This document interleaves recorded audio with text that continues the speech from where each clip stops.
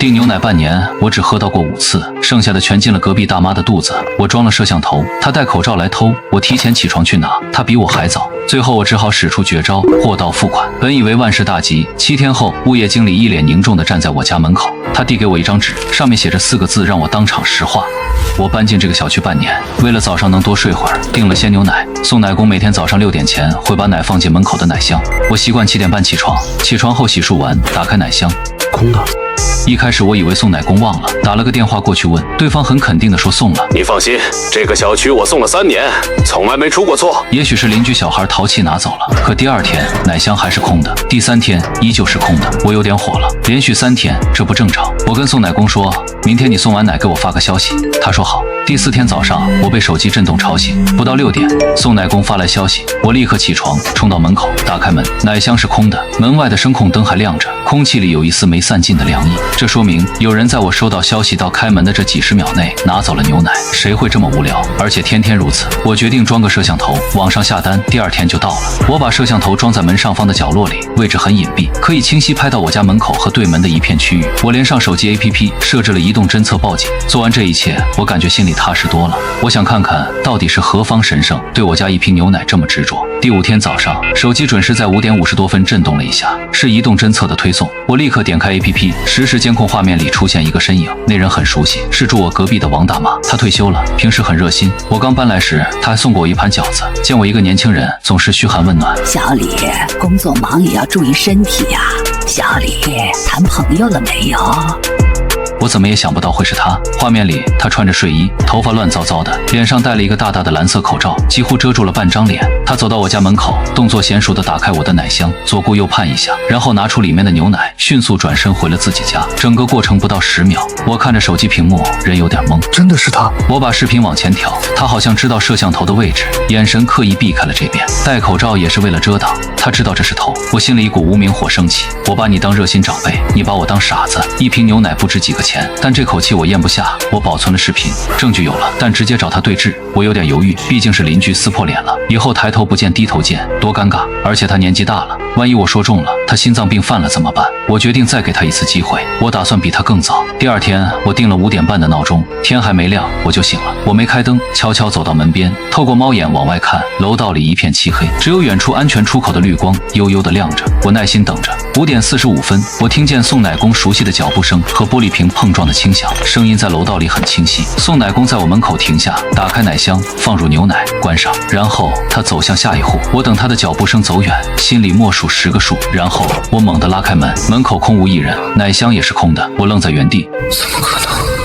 我一直盯着猫眼，根本没看到有人过来。我立刻回头看手机，摄像头 APP 没有任何移动侦测的报警。我反复检查 APP 设置，没问题。我调出刚才时间段的录像，画面一片漆黑，什么都没有。我明白了，他了解我家这边的摄像头角度。他从另一侧楼梯上来，蹲着身子，处在摄像头的死角里，然后悄无声息地拿走了牛奶。我甚至怀疑他是不是就趴在楼梯拐角等着，等送奶工一走，他就立刻动手，所以才会在我开门前就完成这一切。我感到一阵寒意，这不是简单的贪小便宜，这是一种病态的执着。他为了这瓶牛奶费尽心机，算计时间，算计路线，甚至可能连我的作息都摸透了。我一个天天加班的年轻人，怎么可能斗得过一个把全部心思都花在这上面的退休大妈？下午下班，我在电梯里碰到了他。小李回来了。他笑呵呵地跟我打招呼，一脸慈祥，手里还提着一篮子菜。王大妈买菜去了。我强迫自己挤出一个笑容。是啊，晚上给你张叔做点好吃的。他看着我，眼神里充满了长辈的关爱。我看着他那张笑脸，怎么也无法和凌晨那个戴着口罩、鬼鬼祟祟的身影联系起来。这种人太可怕了。我决定放弃和他斗智斗勇，直接撕破脸。我还是觉得不妥，万一他倒地上1哭2闹3上吊，我根本说不清。报警，为了一瓶牛奶，警察来了也只会和稀泥。我思来想去，我不是要证明他偷了我的奶，我只是想喝到我花钱订的奶。既然他的目标是奶箱里的牛奶，那我就让奶箱里没有牛奶。我掏出手机，找到了牛奶公司的客服电话。我还有一个办法，也是最后一个办法。我对客服说，我要更改我的牛奶配送方式。您好，请问有什么可以帮您？我不想让送奶工把奶放奶箱了。是奶箱有什么问题吗？不是，我不想要预付费了，我想改成货到付款。先生，我们大部分客户都是预付费包月或者包年的，这样比较优惠。我知道，没关系，我不怕麻烦。我想让送奶工每天早上送到的时候直接敲门，我当面付钱取奶。先生，这样的话您需要每天准备好零钱，而且送奶工早上配送很忙，可能没法在固定时间敲门。没问题，我接受，大概时段就行，6点到6点半之间，我都在家等。为了喝到这口奶，我愿意早起。好的，先生，我为您备注了。从明天开始，我们将为您提供货到付款服务，单次结算。谢谢。我挂了电话，心里一块石头落了地。我承认我输了，我斗不过一个心思缜密的惯偷，我只能用这种最笨拙也是最有效的方式来保卫我的牛奶。货到付款，他总不能从送奶工手里抢吧？他总不能替我付钱吧？想到这里，我甚至有点期待明天早上的到来。我想象着王大妈像往常一样鬼鬼祟祟地摸到我的奶箱前，打开空的，她会是什么表情？是失望还是愤怒？会不会以为是送奶工忘了送？然后她日复一日地打开那个空空的奶箱，最终意识到她的免费牛奶没了。这种感觉比当面戳穿她更让我觉得舒畅。这天晚上我睡得特别好。第二天早上我6点钟准时醒来，没有定闹钟。我走到客厅，泡了杯茶，坐在沙发上等。6点15分，门外传来轻轻的敲门声，3下很有节奏。我走过去，通过猫眼看了一眼，是送奶工。我打开门，您的牛奶。我拿出早就准备好的零钱递给了他。以后每天都麻烦你了。不麻烦，应该的。送奶工憨厚地笑了笑，转身离开。我关上门，靠在门板上，看着手里的牛奶瓶，瓶身冰凉，还带着外面的湿气。我拧开盖子，喝了一大口，一股浓郁的奶香瞬间充满了整个口腔，就是这个味道。我有多久没喝到了？半年，180多天，我只喝到过5次，这是第6次，是我靠自己的智慧和妥协换来的。我拿着牛奶走到窗边，天色已经蒙蒙亮，楼下有早起锻炼的老人，一切都那么平静。我打开手机看了眼摄像头，就在我关门后不到1分钟，王大妈的身影果然出现了。她还是那副打扮，戴着口罩，轻手轻脚地走到我家奶箱前，熟练地打开，然后她愣住了，她的手在奶箱里摸索了很久。空的。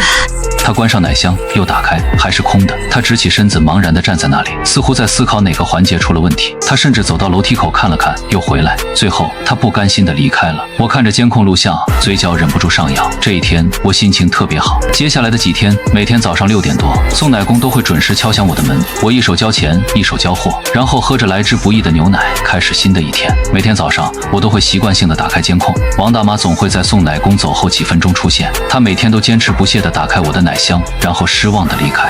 我甚至觉得她有点可怜，但一想到她之前的所作所为，这点可怜就烟消云散了。我没有拆穿她，已经是我最大的仁慈。我只是拿回了本该属于我的东西。我们依旧在电梯里相遇，她脸上的笑容明显少了，看见我只是勉强点点头，眼神里带着一丝怨怼和探究。我猜她一定在想，我到底用了什么办法。我装作什么都不知道，和往常一样跟她打招呼。王大妈，早上好。她不咸不淡地嗯一声。电梯里一片寂静，我觉得这种状态很好，井水不犯河水，我的世界清静了。这种平静的日子持续了1个星期，我以为这件事就会这么过去，我以为我和他之间关于牛奶的战争以我的曲线救国而告终。我太天真了，我低估了一个伟人的下限。第7天的下午，我正在家里加班写方案，门铃响了，我以为是外卖，起身去开门。门口站着的是物业经理，姓刘，一个40多岁的中年男人，平时很少打交道，他身后还跟着2个穿着保安制服的人。刘经理，有事吗？我有些意外，刘经理的表情很严肃，甚至说得上是凝重。他没说话，只是上上下下的打量我，那种眼神像是在看一个犯罪嫌疑人，让我很不舒服。小李是吧？他终于开口了，语气很官方。是我。有点事需要跟你核实一下。他说着，从身后的保安手里拿过一个文件夹，从里面抽出一张 A4 纸，递到我面前。你先看看这个。他的表情像是法官在宣布判决，我心里咯噔一下，有种不好的预感。我接过那张纸，纸是打印的，上面是几行加粗的黑体字，标题写着关于要求邻居李某进行精神损害赔偿的申请。李某就是我，申请人王某某就是隔壁王大妈。我愣住了，精神损害赔偿？他凭什么让我赔偿？我继续往下看申请理由。当我看到最后那部分用手写的力透纸背的4个字时，我感觉全身的血液都凝固了，整个人像是被雷劈中，当场石化。那4个字是断我口粮。我拿着那张纸，手都开始抖，这简直是我这辈子听过最荒谬的指控。我仔细看完了整篇申请，内容写得声泪俱下。王大妈在申请里说，她是一个孤苦无依的退休老人。半年前，她发现邻居家的奶箱里每天都有一瓶爱心牛奶，她以为是社区给特殊人群的福利，或者是年轻人订多了喝不完分享出来的。本着不浪费粮食的原则，她每天都帮忙处理掉。她说这半年来，这瓶牛奶已经成了她唯一的营养来源，是支撑她晚年生活的精神支柱。然而就在1周前，这个年轻人，也就是我，无情的、恶意的中断了这份爱心供应，导致他连续1周没有摄入足够的蛋白质，精神恍惚，食欲不振，夜不能寐，甚至引发了他的高血压和心脏病，给他造成了巨大的精神创伤和身体损害。因此，他强烈要求我立刻恢复牛奶供应，并且赔偿他精神损失费、营养费、误工费，共计5000元。我看完气得说不出话，我感觉自己不是在看一份投诉申请，我是在看一本荒诞小说。这牛奶帮忙处理，精神支柱断我口粮。一个人怎么可以无耻到这个地步？把偷窃说得这么清新脱俗，理直气壮。我张了张嘴，发现声音都是哑的。你都看完了？这太可笑了！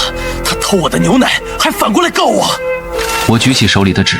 小李，你先别激动。王大妈那边说，她不知道那是你订的，她以为是社区福利。知道，他戴着口罩躲着监控偷，他会不知道？监控？刘经理愣了一下。对，监控，我有证据，我每天的监控录像都存着。小李，这个事先不急。怎么不急？这是诬告。我们今天来，不是来判定谁对谁错的，我们是来调解的。刘经理的语气缓和了一些。王大妈年纪大了，情绪很激动。她说，如果你不恢复供应，她就去你单位闹，或者从楼上跳下去。我浑身一震，危险，这是赤裸裸的危险。邻里邻居的，没必要把事情搞这么僵。你看这样行不行？王大妈那边我们去安抚，你这边态度也软化一点，毕竟是长辈。我怎么软化？我给他钱，还是继续让他偷我的奶？我感觉自己的三观正在被按在地上摩擦。你就当发扬风格，每天多订1瓶奶送给王大妈。凭什么？就当尊老爱幼了嘛。1瓶奶7块钱，1个月也就200多，花钱买个清净，你说是不是？我看着刘经理那张和事佬的脸，我突然明白了，他不是来主持公道的，他是来维稳的。王大妈是个不稳定因素，是个麻烦，而我是个讲道理的、可以妥协的年轻人，所以他就选择牺牲我的利益来平息这个麻烦，因为这样成本最低。我心里涌起一股巨大的悲凉和愤怒。这个世界不是谁有理谁就赢，而是谁更豁得出去，谁更不要脸谁就赢。我深吸一口气，强迫自己冷静下来。我看着刘经理，一字一句地说：调解是吧？可以，时间、地点。刘经理似乎没想到我这么快就想通了，脸上露出一点轻松的表情。明天上午10点就在社区活动室，到时候社区调解员也会在。我一定准时到。刘经理满意的走了。我关上门，背靠着冰冷的门板，缓缓滑坐到地上。我看着手里的那张 A4 纸，断我口粮。这4个字像毒蛇一样钻进我的脑子里。我笑了，笑得眼泪都出来了。你想玩是吧？我陪你玩到底。我花了一整个晚上做准备，这不是一场关于牛奶的战争，这是一场关于尊严和底线的保卫战。我不能输。首先，我把这半年来所有的牛奶订购记录和支付凭证都导了出来，打印成册，一共180多天，每天不落，这是物证。然后我把摄像头里所有拍到王大妈偷奶的视频全部下载到了电脑里，从她一开始不戴口罩，到后来戴口罩，再到她躲避摄像头的死角，每一个片段我都剪辑出来，按照日期和时间排好顺序，做成了一个长达10分钟的纪录片。我还特意给这个视频起了个名字，一个惯偷的自我修养。我还准备了一个 U 盘，把所有视频拷了进去。接着我给牛奶公司的客服打了电话，我询问他们是否可以派一名工作人员明天陪我一起去社区，证明我的订奶和付款模式的变更。客服一开始是拒绝的，但在我暗示可能会因为他们的服务问题，比如没有保护好客户财产而向媒体曝光后，他们同意了。他们会派当初那个送奶工带着工作证来为我作证。最后我上网查阅了大量关于宿棍和邻里纠纷的案例，我学习了如何在调解中保持冷静，如何有理有据地陈述事实，如何不被对方的情绪绑架。我甚至为明天的调解会在脑海里做了一次完整的预演。我设想了王大妈可能会有的所有反应，哭闹、装病、撒泼、倒打一耙，然后针对每一种反应我都准备好了应对策略。我要让她明白，年轻人不代表好欺负，讲道理不代表软弱可欺。做完这一切，天已经亮了。我一夜没睡，但精神却异常亢奋。我洗了个澡，换上一身干净利落的衣服，对着镜子，我看到了自己布满血丝但异常明亮的眼睛。我对自己说，别怕，你不是一个人在战斗，你身后站着的是道理这2个字。上午9点50，我拿着我的文件袋走进了社区活动室。活动室里已经坐了不少人，正中间一张长条桌，一边坐着王大妈，她旁边还有一个看起来像是她女儿的中年妇女，另一边坐着2个穿着制服的社区调解员。物业刘经理也在，坐在调解员旁边，周围还稀稀拉拉坐了几个看热闹的邻居。我一进门，所有的目光都聚焦在我身上。王大妈看到我，立刻开始表演。她用手帕捂着胸口，一副随时要喘不上气的样子。她女儿狠狠地瞪了我一眼，眼神像刀子。调解员开口了：“你就是小李吧？坐吧。”我拉开椅子，在长桌的另一端坐下，把文件袋放在桌上。送奶工小哥还没到，我需要等他。调解员清了清嗓子：“人到齐了，那就开始吧。王大妈，你先说一下你的诉求。”王大妈的女儿扶着她，抢先开口了，声音尖锐又响亮：“我妈的诉求很简单，她一个老人家，身体不好，就指望每天早上喝口热牛奶补补身子。结果呢，这个年纪情人，心肠歹毒，说断就断了。我妈这1个礼拜吃也吃不好，睡也睡不着，高血压都犯了。我们要求她必须赔偿，赔偿5000块钱精神损失费，1分都不能少，而且必须马上恢复给我妈订奶。整个活动室鸦雀无声，所有人都看着我。几个看热闹的邻居开始窃窃私语：这年轻人是过分了点，对老人怎么能这样？就是啊，1瓶奶才几个钱。我能感觉到那些不赞同的目光像针一样扎在我身上。我没有立刻反驳，我只是静静地看着王大妈的女儿表演。等她说完了，调解员才转向我：对于王大妈家属的说法，你怎么看？我还没开口，王大妈开始了她的部分。我苦啊！我一个老婆子无依无靠，就想喝口奶，有什么错？我以为是国家给的福利，我要是知道是这小伙子的，我肯定不能拿呀！她一边哭一边偷偷从指缝里观察我的反应，演技堪称一绝。王大妈，您先别哭，我们一件一件说。首先，我想澄清一点，您口中的爱心牛奶或者国家福利，是我个人用我自己的钱逐月订购的商品，这是我从半年前到现在的全部订购和支付记录，上面有我的名字、我的手机号和我的房号，一共183天，总计1281元，全部由我个人支付。调解员和刘经理都凑过去看，王大妈的女儿也探头看了一眼，脸色有点不自然。其次，您说您以为是福利，不知道是我的，这一点我无法认同。您每次拿牛奶都是在清晨5点50到6点之间，这个时间大部分人还在睡觉，您戴着口罩还刻意避开我门口的监控摄像头，如果真是拿福利，需要这么小心翼翼吗？你血口喷人！我妈早起锻炼身体，戴口罩是防感冒，什么监控我们都不知道。不知道，我今天正好把一些锻炼身体的片段带来了，大家要不要一起欣赏一下？我话音刚落，活动室的门被推开了，送奶工小哥气喘吁吁地跑了进来。哎呀，不好意思，路上堵车，来晚了。他穿着工作服，胸前还挂着工牌。我朝他点点头，没事，来得正好。我的援军到了。我看着对面的母女俩，他们的脸色已经开始变了。小哥，麻烦你跟大家说一下，我为什么要改付款方式？送奶工小哥点点头，清了清嗓子。因为这位先生跟我反映，他订了半年的奶，几乎天天都丢失，所以他才要求改成我亲自上门，他当面付款。一句话直接戳破了爱心牛奶的谎言。周围邻居的议论声开始转向我。原来是偷啊！我就说嘛，哪有这么好的福利？王大妈的脸一阵红一阵白，她女儿的嘴唇哆嗦着，想说什么却没说出来。没有偷，我就是看奶箱里有，我才拿的，放在那儿没人喝，不是浪费吗？她开始耍赖了。我年纪大了，记性不好，我以为是我自己订的，忘了。这理由找的连她自己都不信。你记性不好，没关系，我帮您回忆回忆。我站起身，走到活动室角落的电视机旁，我拿出 U 盘，插进电视的 USB 接口。刘经理，麻烦把遥控器给我用一下。我打开电视，切换到 U 盘模式，屏幕上出现了一个文件夹。我用遥控器点开了那个名为“一个惯偷的自我修养”的视频文件。视频开始播放，第一段是半年前的没有戴口罩的王大妈鬼鬼祟祟地走到我家门口，拿出牛奶，迅速离开。第二段几天后，她开始戴上口罩。第三段1个月后，我安装了新的摄像头，她开始从楼梯的另一侧以一个极其猥琐的姿势蹲着爬过来，完美避开了监控主区域，只拍到了一个背影，一段接一段，时间、日期都清清楚楚地标注在视频下方。整个活动室里只有视频里轻微的声响，所有人都目不转睛地看着屏幕。看热闹的邻居们嘴巴张得能塞进一个鸡蛋。调解员的表情从严肃变成了震惊，刘经理的额头开始冒汗，王大妈母女俩脸色惨白如纸。王大妈的身体开始摇晃，她女儿赶紧扶住她。够了，关掉，快关掉！我按下了暂停键，屏幕上正好是王大妈戴着口罩，贼眉鼠眼地往摄像头方向瞥了一眼的特写。现在谁能告诉我，这是一个以为是福利、记性不好的老人该有的行为吗？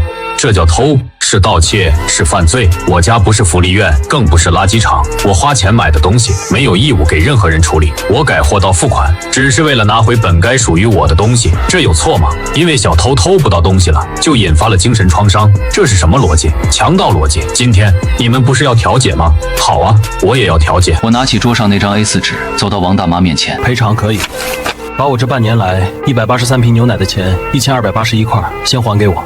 还有精神损失，我每天早上醒来想的是怎么跟小偷斗智斗勇，而不是怎么开始一天的工作。我因为拿不到牛奶，上班迟到被扣的工资谁来赔？最重要的是公开道歉，必须在小区业主群、在公告栏公开向我道歉，承认你的偷窃行为，挽回我的名誉。我的声音在活动室里回荡，掷地有声。王大妈看着我，嘴唇发紫，浑身发抖。突然，她眼睛一翻，直挺挺地向后倒去。你怎么了？快打120！刘经理慌了神，掏出手机开始拨打120。2个调解员也手忙脚乱地围过去，周围的邻居有的喊，有的往后退，生怕沾上关系。你害的！我冷冷地站在原地，看着这出闹剧，装病。这是我预演过的戏码之一。我太了解这种人了，当道理说不通，证据确凿时，他们最后的武器就是自己的身体，用弱者的身份进行道德绑架。我没有动，我甚至没有一丝一毫的慌乱，我只是静静地看着。如果他真的有事，救护车会来；如果他是装的，那这场戏总有演不下去的时候。救护车很快就来了，2个医护人员抬着担架冲了进来，简单检查了一下。谁是家属？我是他女儿。病人有高血压和心脏病史，现在是情绪激动导致的短暂性昏厥，没什么大碍，先送医院观察一下吧。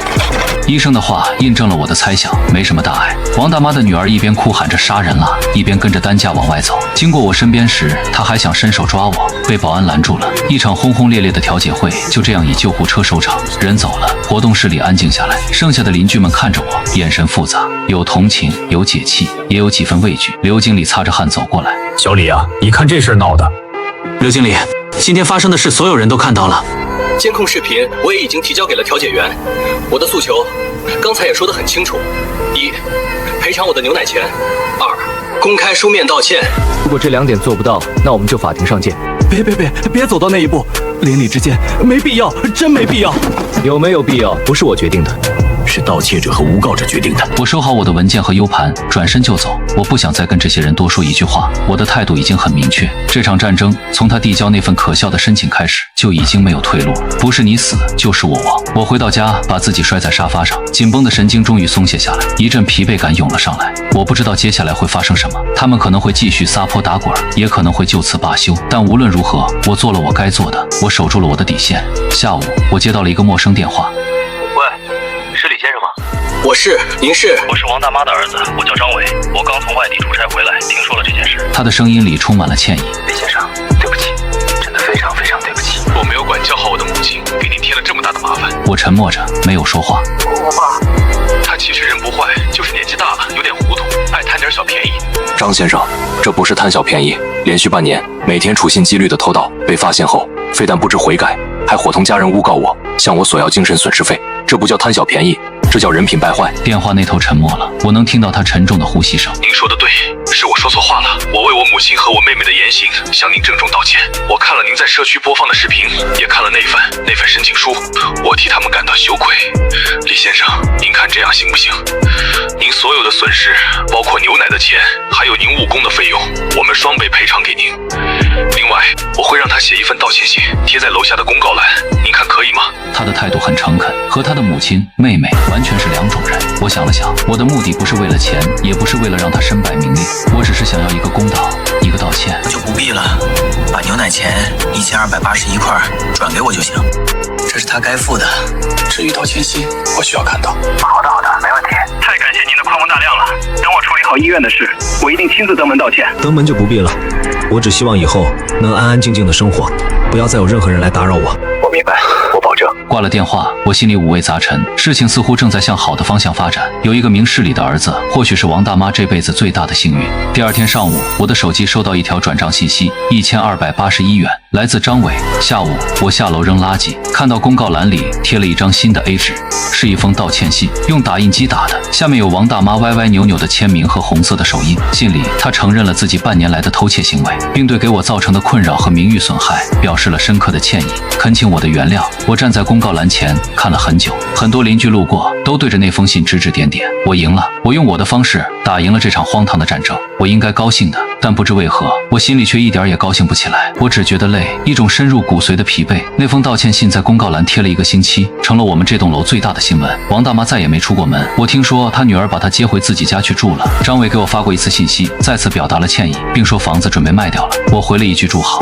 一切都结束了，我的生活恢复了平静。每天早上送奶工准时敲门，我喝着属于我的牛奶，再也不用担心奶箱是空的，再也不用打开监控看那些糟心的画面。楼道里安安静静，电梯里再也遇不到那个让我不舒服的人。我获得了我想要的清静，但我总觉得有什么东西不一样了。我开始变得多疑。对门的邻居早上出门跟我热情地打招呼，我第一反应是他是不是有什么企图。楼下新搬来一户人家，给我送了些水果，我笑着收下，关上门就把水果扔了。我害怕那一张张笑脸背后藏着另一副面孔。我害怕所谓的热心和善意只是为了下一次占便宜做铺垫。王大妈走了，但它像一个幽灵住进了我的心里。它让我看到了人性最丑陋、最无赖的一面，也摧毁了我对邻里关系最后一点美好的想象。这个小区我住不下去了，我开始在网上看房子，我想搬家，搬到一个更远、更新、更没有人认识我的地方。我跟朋友说起这件事儿，朋友很惊讶。啊，你不是赢了吗？把那个老太太都斗走了，你干嘛要搬？是啊，我赢了，可我赢得太累了。为了证明我没有错，我熬了一整夜找证据、想对策，想准备一场官司。为了拿回我1瓶7块钱的牛奶，我不得不把自己变成一个浑身是刺的斗士。我不想再过这样的生活了，我不想每天都要提防着下一个王大妈会不会出现。我理解你，有句话叫惹不起，躲得起。有时候离开是最好的选择。是啊，惹不起，我躲得起。我用了1个月的时间找好了新的房子，签了合同。打包行李的那天，阳光很好，我把东西一件件装进箱子。最后，我看到了那个我安装的摄像头，我把它拆了下来，放回了原来的盒子里。我不需要它了。我希望在新的地方，我永远都用不上它。搬家公司的车停在楼下，我拖着最后一个行李箱走出房门。我回头看了一眼这间我住了不到1年的房子，这里有我加班的疲惫，有我对生活的憧憬，也有一场让我筋疲力尽的战争。我关上门，转身走向电梯。新家在一个很新的小区，邻居们似乎都是和我差不多的年轻人。大家在电梯里遇到会礼貌的点头，但没有人会过度热情的打探你的私生活。这种距离感让我觉得很舒服。我没有再订牛奶，我买了一个小冰箱，每周去超市采购一次，酸奶、纯奶，各种口味塞得满满的。早上起来从冰箱里拿出一盒，站在宽敞的阳台上，看着远处的高楼和天空，那种感觉踏实又自由。我再也不用担心冰箱里的东西会被人偷走。有时候我会在深夜里想起王大妈，想起她戴着口罩的脸，想起她女儿尖锐的嘶吼，想起那张写着断我口粮的 A4 纸。那些画面像一场噩梦，但我已经不会再感到愤怒或者悲凉。我只是觉得那是一堂课，一堂关于人性、关于社会，也关于我自己的昂贵的课程。它教会我善良需要带点锋芒，它教会我退让换不来和平，它也教会我当一个环境让你感到窒息时，勇敢的离开才是对自己最好的保护。有一天，我以前的朋友给我发了一张截图，是我们原来小区的业主群，有人在讨论隔壁那套房子，说新搬来的住户家里养了条大狗，每天早上5点多，狗就要出门，在楼道里大叫，吵得整栋楼都睡不好。新住户是个不好惹的年轻人，谁去说他就跟谁吵，物业出面也没用，群里怨声载道。有人说真怀念以前住这儿的那个小李，多安静多好啊。下面一堆人附和，我看着聊天记录笑了笑，然后关掉了手机。外面的阳光正好，我喝完最后一口酸奶，起身准备去附近的公园散步。楼下的樱花开了，我想去看看，我的生活也该翻开新的一页了。